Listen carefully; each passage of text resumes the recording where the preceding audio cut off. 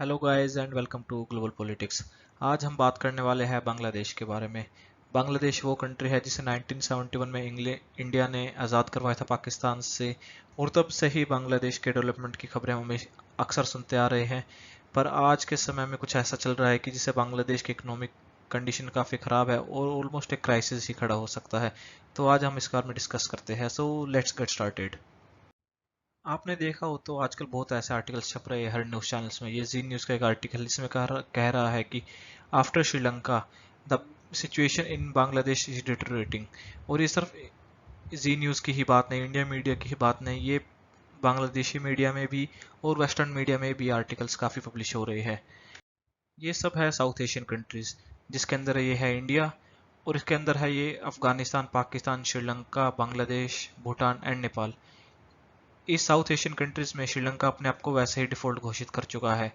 अफगानिस्तान की हालत तो पिछले कई सालों से ही खस्ता है, जहाँ पर कोई डेवलपमेंट नहीं है और पूरी ही गरीबी है।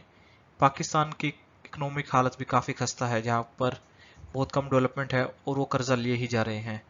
नेपाल की भी हमने कुछ समय पहले खबर पड़ी थी कि वहाँ भी इकोनॉमिक क्राइसिस खड़ा हो रहा है, जिसके चलते उनका फॉरेक्स रिजर्व घट चुके हैं, और उससे बचने के लिए उन्होंने लग्जरी आइटम भी बैन कर दिए हैं और मोबाइल स्मार्टफोन्स पर भी बैन लगाया गया है।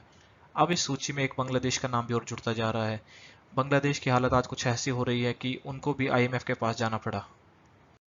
ये सब आर्टिकल्स तो आपने खूब ही पढ़े होंगे कि बांग्लादेश ने भी आईएमएफ को अप्रोच करा।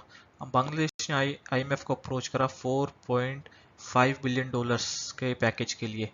आईएमएफ के पास कोई भी कंट्री जब जाती है जब वो किसी और सोर्स से उन्हें कोई हेल्प नहीं मिलती।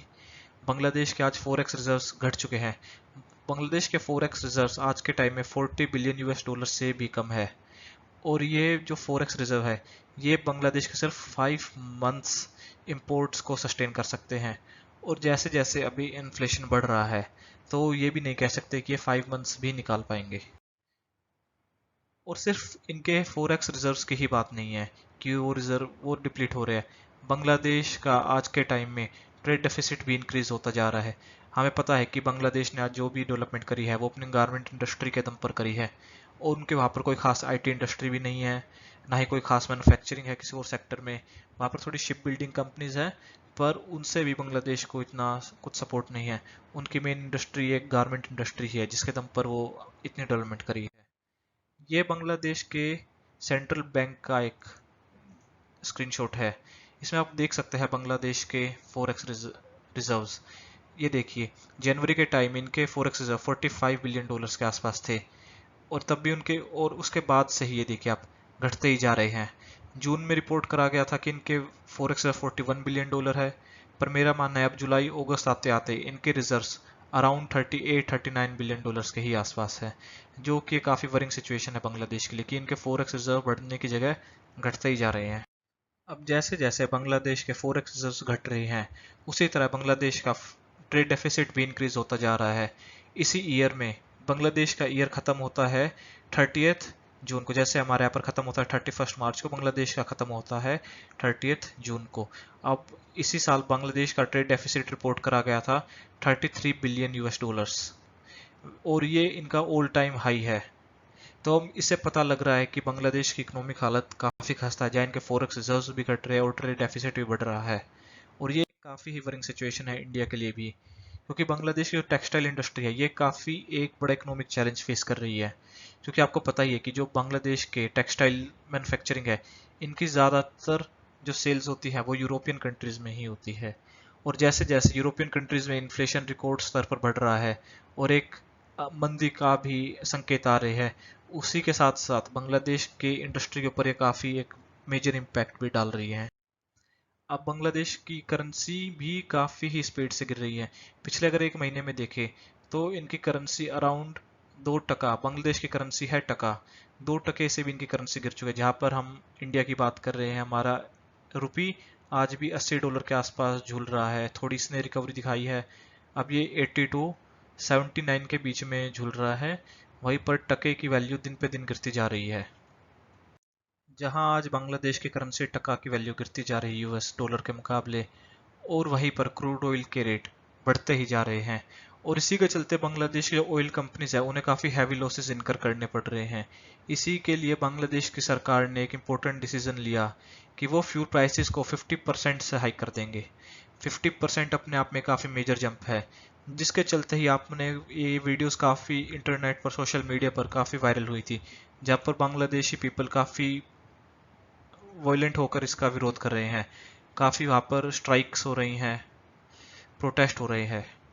और जब फ्यूल के प्राइसेस इतने ज़्यादा बढ़ते हैं तो ये एक इकोनॉमी के लिए काफ़ी एक वरिंग साइन होता है, क्योंकि जब फ्यूल के प्राइसेस बढ़ते हैं तो इन्फ्लेशन अपने आप बढ़ता है, क्योंकि जब फ्यूल बढ़ेगा तो ट्रांसपोर्टेशन बढ़ेगा, और कोई भी कमोडिटी होगी, चाहे वो फ्रूट हो, वेजिटेबल्स हो, फर्नीचर हो, कुछ भी हो, वो एक प्लेस से दूसरी जगह हमेशा शिप होगा, तो उसकी कॉस्ट में अपने आप इजाफा काफ़ी ज़्यादा हो जाएगा।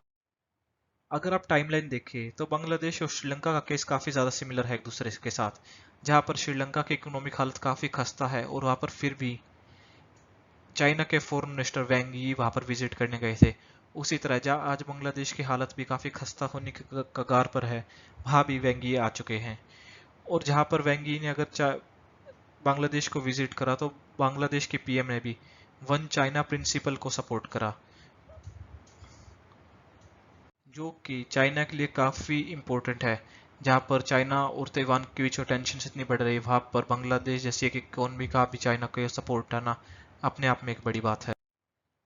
2020 में आपने खबर पड़ी होगी कि चाइना और बांग्लादेश ने एक एफटीए साइन करा है, जिसके अंदर बांग्लादेश को चाइना की मार्केट का एक एक्सेस मिल रहा है काफ़ी ह्यूज क्वांटिटी में, क्योंकि जो भी बांग्लादेश के एक्सपोर्ट्स है, 97% बांग्लादेश के एक्सपोर्ट्स को चाइना में टैरिफ फ्री एंट्री मिलेगी।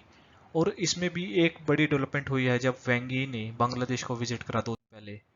जहां वैंग यी ने विजिट करा तो बांग्लादेश को 380 मोर प्रोडक्ट्स को भी चाइना में ड्यूटी फ्री एक्सेस मिला। और जब पहले जब 97% कमोडिटीज़ को बांग्लादेश में फ्री ट्रेड एक्सेस था, अब वही बढ़कर 97% से डायरेक्ट 98% हो चुका है। और ये बांग्लादेश की इकोनॉमी को काफ़ी सपोर्ट करेगा। पर हाल ही में जब भी बांग्लादेश को या किसी भी कंट्री को चाइना से कुछ मिलता है तो वो हमेशा एक हिडन कॉस्ट पर आता है। हम ये एग्जांपल हम देख सकते हैं अफ्रीकन कंट्रीज में देख सकते हैं। अभी हाल ही में हमने पैसिफिक ओशन कंट्रीज में भी देखा था जब चाइना को काफ़ी एक शिकस्त मिली थी। आज के समय में चाइना की इमेज ग्लोबल लेवल पर इतनी खराब हो चुकी है कि उन पर कोई भी भरोसा करने के लिए बिल्कुल भी तैयार नहीं है। चाहे आप कोविड-19 को ले लीजिए, चाहे आप श्रीलंका में जो डेथ ट्रैप है, चाइना उसे एडमिट करे या ना करे, इंडिया ने चाइना श्रीलंका की कितनी हेल्प करी है और चाइना ने श्रीलंका की कितनी हेल्प करी है, ये सबको पता है। और अंदर ही अंदर ये हर कंट्री को पता है कि जो भी आज श्रीलंका की इकोनॉमिक हालत का जिम्मेदार है वो सिर्फ और सिर्फ चाइना है। इसी के लिए बांग्लादेश के जो मिनिस्टर है उन्होंने भी अपने पार्लियामेंट में खड़ी होकर वार्निंग दी। बांग्लादेश के फाइनेंस मिनिस्टर का नाम है मुस्तफ़ा कमल। इन्होंने पार्लियामेंट में खुद कहा कि चाइना की जो बीआरआई लैंडिंग है, जो ये लोन्स फंड्स प्रोवाइड करते हैं, इनसे इनसे हमेशा बचकर रहना, क्योंकि ये हमेशा किसी टर्म्स पर आते हैं और ये इकोनॉमी को डुबा भी सकते हैं। जहां बांग्लादेश इकोनॉमिक क्राइसिस से गुजर रहा है वो आईएमएफ के पास अप्रोच करा, और वहीं बांग्लादेश ने एशियन डेवलपमेंट बैंक और वर्ल्ड बैंक को भी अप्रोच करा $1 बिलियन ईच के लिए। और जैसे जैसे ये खबरें और आगे आएंगी बांग्लादेश की करेंसी और गिरेगी, और इसका इम्पैक्ट आप डायरेक्ट देखेंगे इंडिया पर भी। अब देखिए आप सितंबर में शेख हसीना इंडिया की एक विजिट पर आएंगी और यहाँ पर ये काफ़ी सारे रिवर प्रोजेक्ट्स के बारे में बात करेगी प्राइम मिनिस्टर मोदी के साथ। पर एक यहाँ पर इम्पोर्टेंट स्टेप ये भी लिया जाएगा कि इंडिया यहाँ पर बांग्लादेश में कुछ अमाउंट इन्वेस्ट करे। ये 500 मिलियन, 200 मिलियन से $1 बिलियन तक का अमाउंट हो सकता है।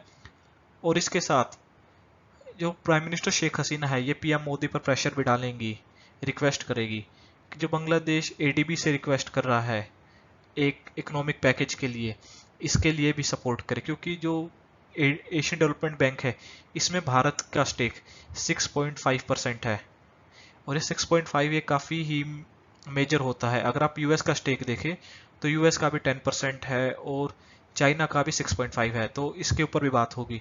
जैसे ही इसके ऊपर कोई और डेवलपमेंट होगी मैं एक और खबर, एक और वीडियो इस पर ज़रूर लेकर आऊँगा। So please watching geopolitics, like से share, subscribe, and thank you so much.